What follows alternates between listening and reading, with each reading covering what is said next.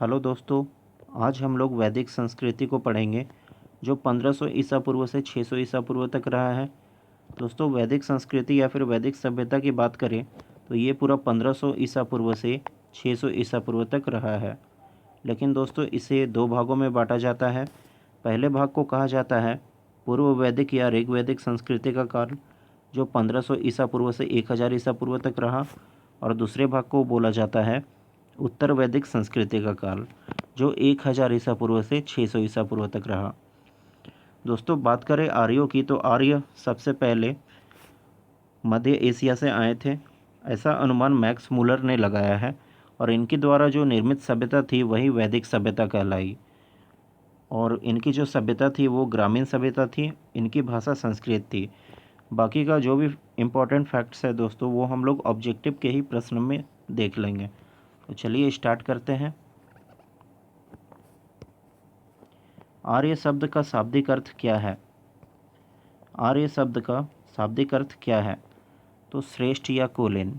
ठीक है, आर्य को श्रेष्ठ या कुलीन कहा जाता है। प्रारंभिक आर्यों के बारे में निम्न कथनों में से कौन सा सही नहीं है? तो आपको मालूम है दोस्तों कि आर्य जो थे वो ग्रामीण थे, मगर यहाँ पे लिखा हुआ है कि वे मुख्यतः नगरों में निवास करते थे, तो ये बात गलत हो गई। ठीक है, तो इसका आंसर डी नंबर ऑप्शन हो जाएगा, ये बात गलत है। इनमें से किस फसल का ज्ञान वैदिक काल के लोगों को नहीं था? तो तंबाकू का ज्ञान नहीं था। बाकी चावल की खेती करते थे वो लोग, गेहूं की भी खेती करते थे और जौ की भी खेती करते थे।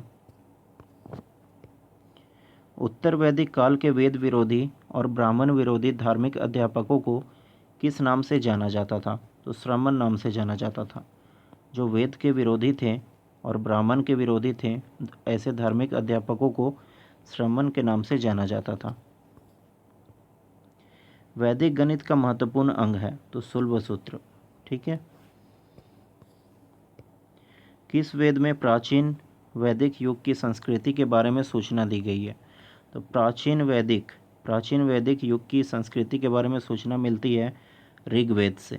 ठीक है, जो सबसे पहला वेद है। निम्नलिखित में से उत्तर वैदिक काल में लिखे गए ग्रंथों का सही क्रम कौन सा है?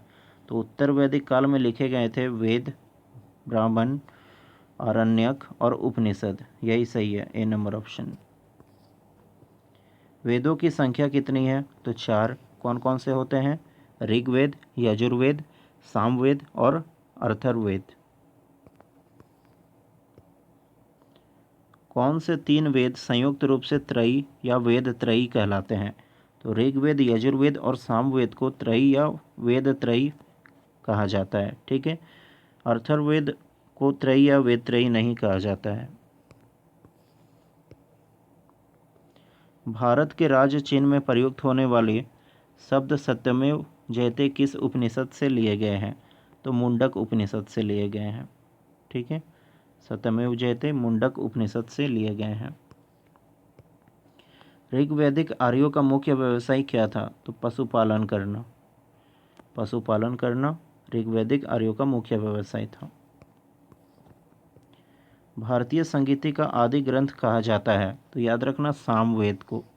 ठीक है, सामवेद को भारतीय संगीति का आदि ग्रंथ कहा जाता है। इसमें दोस्तों प्रथम विधि निर्माता कौन है? तो मनु। ठीक है, अब मनु किसे कहा जाता था, मैं आपको पिक्चर के माध्यम से समझाने की कोशिश करता हूँ।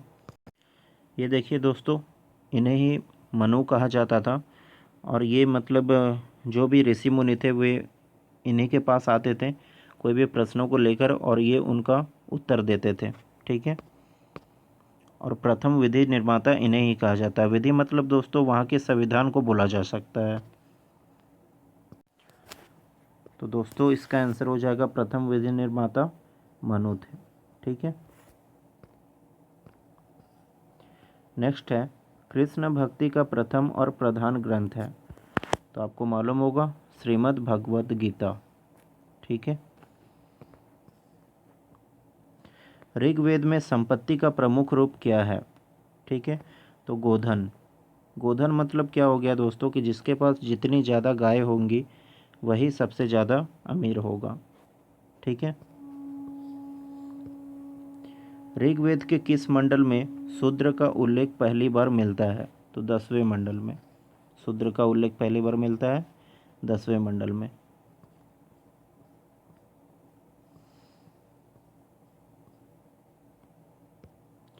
नेक्स्ट है, पुराणों की संख्या कितनी है? पुराणों की संख्या 18 है। ठीक है। वैदिक धर्म का मुख्य लक्षण इनमें से किसकी उपासना है? तो वो लोग प्रकृति की उपासना करते थे। किस देवता के लिए ऋग्वेद में पुरंदर शब्द का प्रयोग हुआ है? तो इंद्र देवता को पुरंदर कहा जाता था। शुल्ब सूत्र किस विषय से संबंधित पुस्तक है? तो ज्यामिति से। ठीक है, ज्यामिति से संबंधित है। तो दोस्तों आज का वीडियो यहीं पे समाप्त करते हैं। अगर वीडियो पसंद आए तो दोस्तों प्लीज़ सब्सक्राइब कर देना मेरे चैनल को, और वीडियो पसंद आए तो प्लीज़ लाइक भी कर देना। तब तक के लिए दोस्तों शुक्रिया।